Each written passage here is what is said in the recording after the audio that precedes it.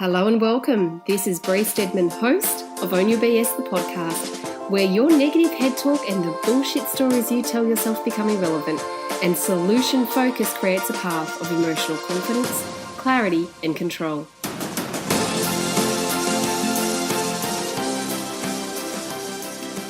Hello and welcome to Own Your BS episode 8. Today, I want to share a story with you. A story about being fed up, done, wanting to quit, wanting to run away. So last week, my husband and I were going through some tricky situations that are often connected to business, and anyone who is in business can fully appreciate the stress that money often brings, particularly when money is unpaid. And this is, my husband has a construction business, so it's a somewhat familiar and common story. And on this particular day last week, I was also at the end part of my cycle. So I was feeling not my best, very flat by nature for that particular day. Anyway, I left an appointment for my daughter and I rang my husband to see how things were going. And he said, such and such still hasn't paid. We're hoping we'll get paid next week. And that led me to say, I'm done. Not just say I'm done, but completely feel that I was just done. Like I was happy for him to shut his business down, find another job, just quit. And it's very rare that this kind of stuff happens for me. But I think the combination of it being a recurring issue combined with where I was at in my hormone cycle left me to feel rather helpless, rather fed up, exhausted, and exasperated. And I know that this isn't something that I feel alone, because a recent study that I was reading found that 69% of people feel trapped in a same or similar routine of every day the same shit happening. And of those people, 40% are unhappy with their lives. Now, I'm very, very grateful that as a whole, I'm incredibly blessed and very satisfied and happy with my life. But there are circumstances that from time to time leave me feeling less than. And anytime I feel less than, it just pisses me off because I know that I deserve more than that. And when I hear women feeling the same thing, that they are done, that they feel like they have lack of options, lack of choices, lack of change, it just really grinds my gear because I know that there is more available to every single one of us. And it all lies with the way that we see our world, the way that we perceive our realities. Now, I don't know whether I've talked about this in the past on this podcast, but every single time an event happens in your life, that event is run through a series of filters in your brains that is developed based on past experiences, your belief systems, your values, and as women, your hormones. And when all of those combine to reflect negative circumstances or the same old experience or the same old outcome, those filters almost force you to see the same of the same stuff. So you don't get anywhere. You just keep repeating life circumstances. You keep repeating events in the hope that something is going to change. And this is a hard, cold fact that really changed my world in 2012 when I hit rock bottom. And that was nothing was going to change long term until I did something to change it. Now, yes, last week in my little hissy fit where I was done, I realised that in the state that I was in, I was no good to anybody. I was no good to my husband because I couldn't offer him with a solution. I couldn't offer him with a way forward because I couldn't see anything other than walking away. I was no good to my kids because my mood was just plain filthy and foul. And I was no good to my clients because I couldn't get myself out of my situation to be there to serve them.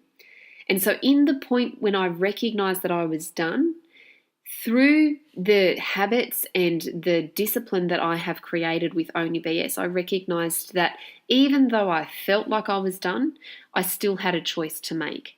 And this is what I wanted to share with you today, because even when times get tough, when you feel like there is no way out, there is always one thing that you can do, and that is remove yourself and give yourself some time out.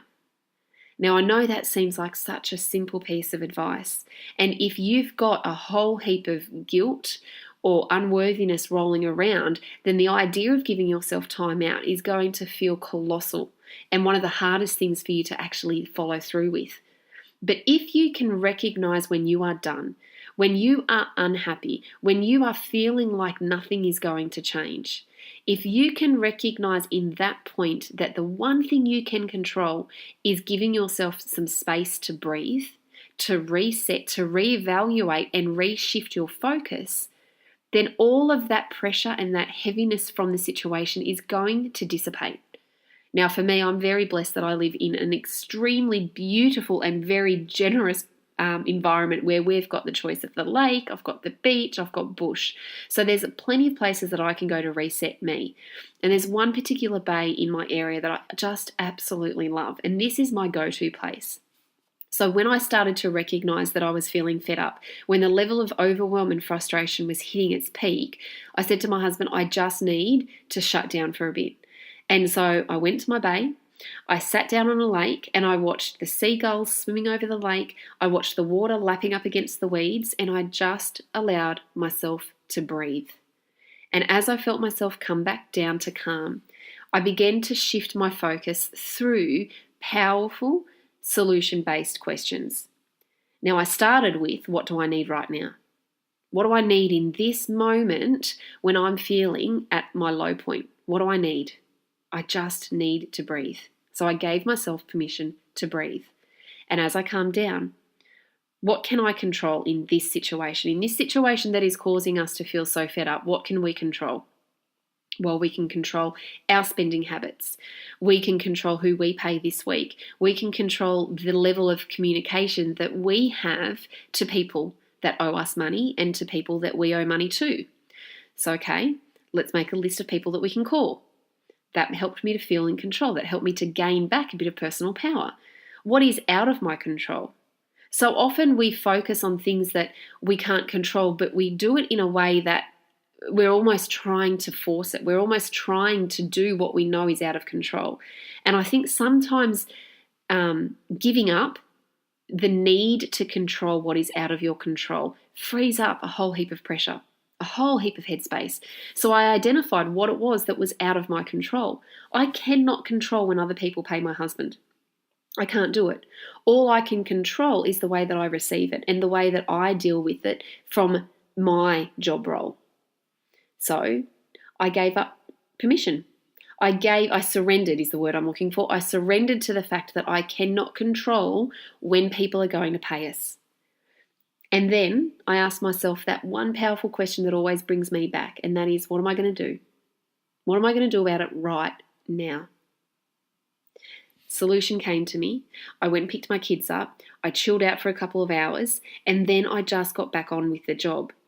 But in this process of recognizing I was fed up, of giving myself permission to just chill the F out and then shift my focus, reframe my perspective to the things that were within my control, I was able to shift the way that I saw the whole situation. I was able to let go of the frustrations, of the exhaustion, of the exasperation that that situation had created.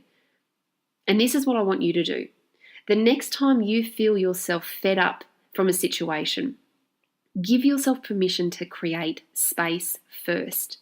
Clear your head and then look at what it is that you can control in the situation, what you can't control in the situation, what you like about the situation and what you don't like, and then learn from it. What can you do differently next time so that the same situation doesn't continue to cycle? Now, Aaron and I have created a plan as a result of this ongoing event, and because we've got a plan now, we're feeling a little bit more like we have power. Whether or not the plan plays out the way that we want it to is completely out of our hands now, because again, it comes down to someone else participating, and that is by paying us. So we can't control that. But if it continues, the one thing that we can control is whether or not we can continue to work for those people. Sometimes our choices aren't always easy to make. In fact, a lot of the time, those situations that are causing you the most unhappiness, the most exhaustion, the most sense of being fed up and done, they're the situations that need the change the most. And those changes are often the hardest to make. However, when you choose to align your choices with what is most important to you, whether that be your family, whether it be your sanity, whether it be a sense of peace, ease, and grace. When you choose to prioritize those over the challenges, then you'll find solutions. You'll find new options. And then I just encourage you to be courageous to take it, to make a change, because remember, nothing is going to change in your life until you choose to drive the change and then follow that change, action it, and create what you want in your life so that you're no longer one of those 69% of people who feel trapped in situations that aren't serving them. So that you become one of those people that do feel they have control. It makes me so sad to think that so many people are feeling trapped in their life, are feeling fed up and done. It makes me so sad to think so many people feel like they don't have options, because they are options. Yeah, sometimes those options are just dolly steps, and sometimes it takes time to see the change develop. But change is available for every single one of us. Ultimately comes down to us wanting it for ourselves more. So that is my story from last week. I hope that it resonates. And if you are struggling, if you are feeling done or fed up, then I encourage you just to give yourself some time. Look at it from a new frame of mind. Recognize those habitual thought patterns that are arising that keep allowing the situations to circle.